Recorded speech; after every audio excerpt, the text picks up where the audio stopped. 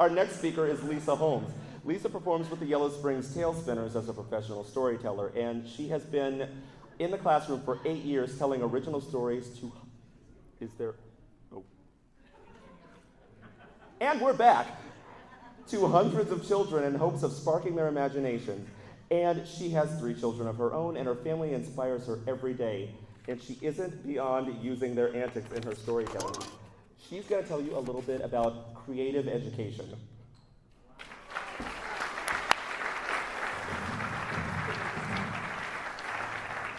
Hello. All right, we're going to do something interactive today. I want everybody to read this favorite quote of mine.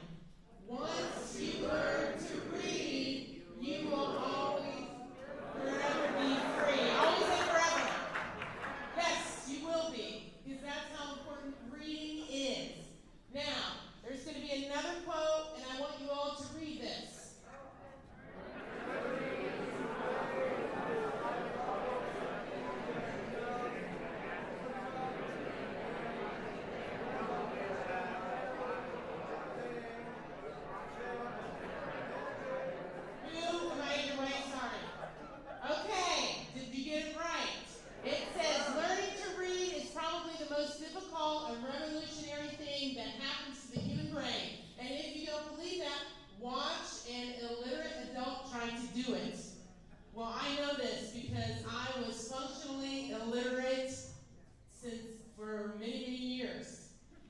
Because I'm dyslexic, and I like to call that damn frustrated and confused.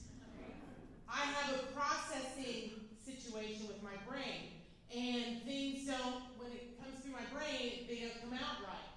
And so I have all kinds of problems with reading, with spelling, and I like to confuse other people.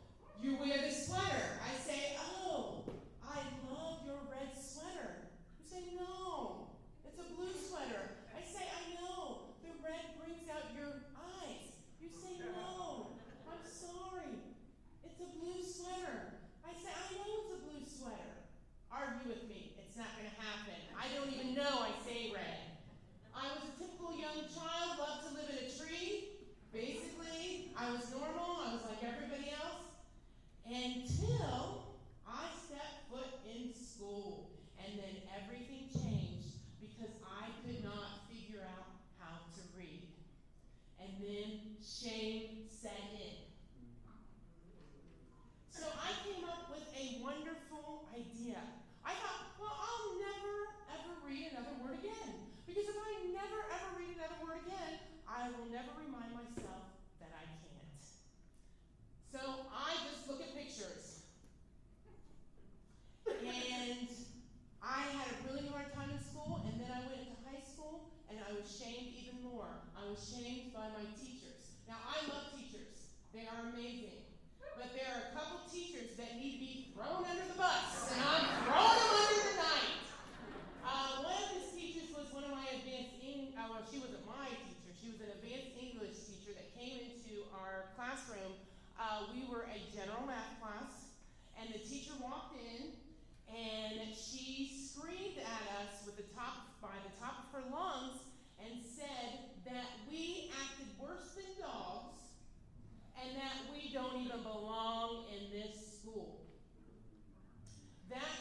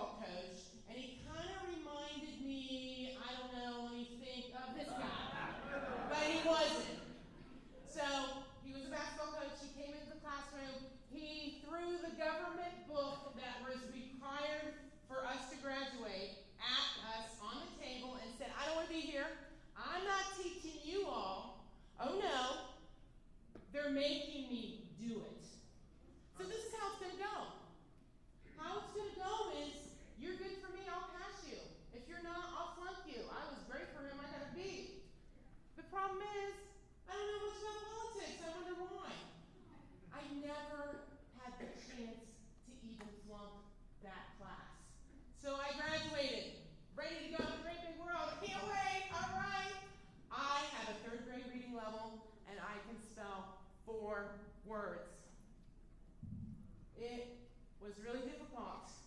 And the shame was even more overwhelming, to the point where the first year out, I was fired from 15 jobs. 15 jobs. I finally, at the age of 32, I decided to go into the Literacy Coalition and get help.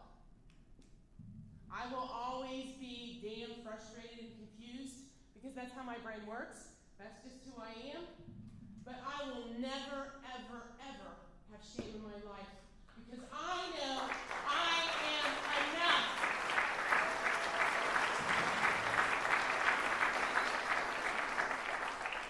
I am enough. And now I dress up as a crazy woman called Trashula, and I do environmental programs for the schools. I'm a librarian in the schools, and I do all kinds of things. And I also do lunch duty, and I had a little kindergarten girl she's just adorable and smart. And I went up, I was opening up her milk, and she looked up at me and she said, I need to be over in that first grade table. And I said, what do you mean? She said, they held me back. And I knew her shame. I knew what she was feeling. I felt it at 12. She felt it at 6. How do we become resilient to shame? When we have self-doubt, when we have disabilities, when we have things we don't want anybody to know about, how do we become resilient to shame? We